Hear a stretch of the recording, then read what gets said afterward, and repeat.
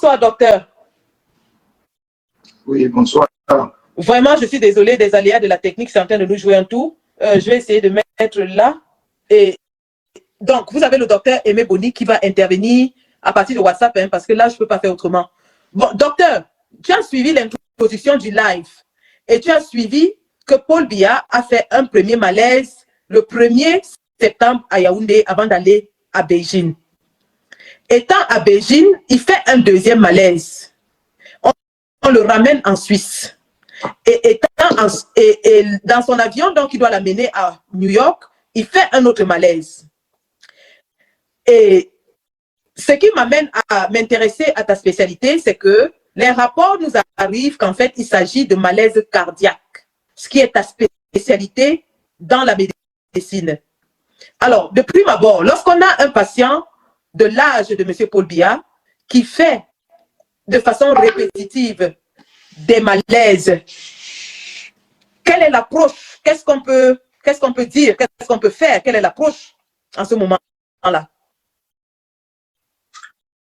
Alors, bonsoir, bonsoir Sandy, et bonsoir tous les spectateurs, tous les followers de ta page, de ton émission, de ton direct.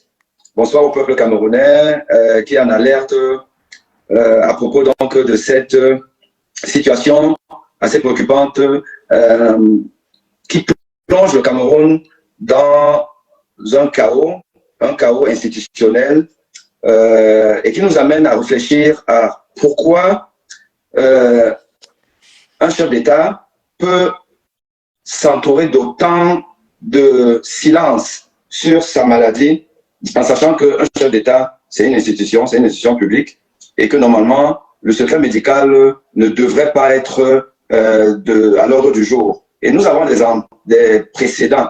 Et je voudrais vous faire rappeler effectivement qu'aujourd'hui en France, après les antécédents de François Mitterrand et Jacques Chirac, c'est devenu presque une obligation, un devoir des chefs d'État de publier leur bulletin de santé. Mais, en fait, M. Paul Biya n'invente rien. Il ne fait que répéter ce que beaucoup de chefs d'État ont déjà eu à faire, c'est-à-dire garder secret leur maladie. Nous savons par exemple que François Mitterrand a été atteint d'un cancer et il le savait, enfin, il ne savait peut-être pas, mais il a commencé à avoir les symptômes de la maladie du cancer avant d'être élu en 1981. Parce qu'en décembre...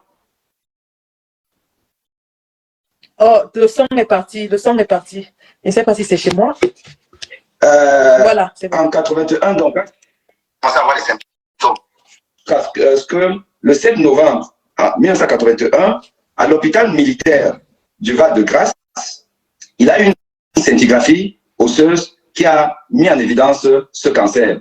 Et quand on lui a annoncé la maladie, il a décidé d'en faire un secret. Et personne n'a été au courant.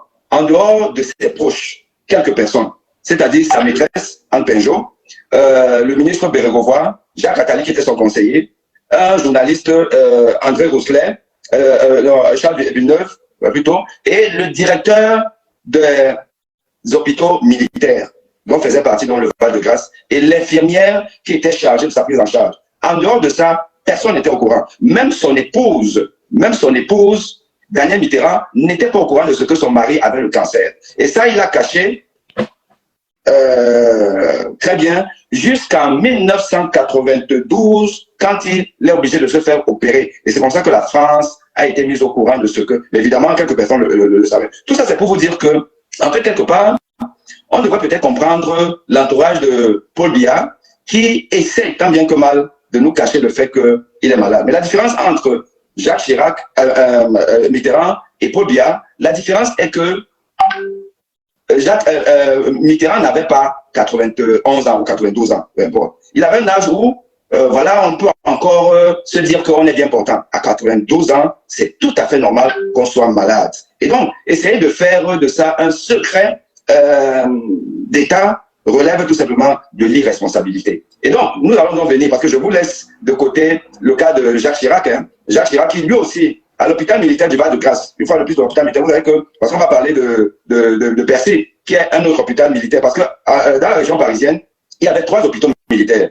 Le Val-de-Grâce, l'hôpital de Bégin et puis Percy. Le Val-de-Grâce a fermé. Donc aujourd'hui, il n'y a que Bégin et Percy. Et les services du Val-de-Grâce ont été délocalisés dans les 2 autres hôpitaux. Mais la règle reste la même. Il y a le secret médical et il y a le secret militaire. Et c'est de ça que se servent les chefs d'État du monde entier pour venir se soigner dans ces hôpitaux. Parce qu'ils savent que non seulement ils bénéficient donc du secret médical, mais qui peut être très facilement dévoyé, on le sait tous, mais il y a surtout le secret militaire, la grande muette, où c'est bouche cousue, vous ne savez rien, vous n'êtes au courant de rien. Et voilà comment Mitterrand, pendant tout son premier septennat, et même presque la moitié de son deuxième septennat, le peuple français ne savait pas qu'il était malade. Et moi, je l'ai aussi vécu, puisque j'ai été à l'hôpital Percy, j'ai été en réanimation, j'ai discuté avec la réanimatrice, j'ai discuté avec le numéro 2 de l'hôpital militaire, un général d'armée. C'était, vous ne saurez rien de ce qui vous amène ici, là. On m'a dit. C'est tout vous dire. Alors, maintenant, mais parce que nous avons quand même quelques informations ci et là, dans le milieu, on peut recouper des informations et savoir interpréter les dits et les non-dits. Il est clair que M. Paul Biya est malade. Tout le monde le sait. Donc, c'est évident. Et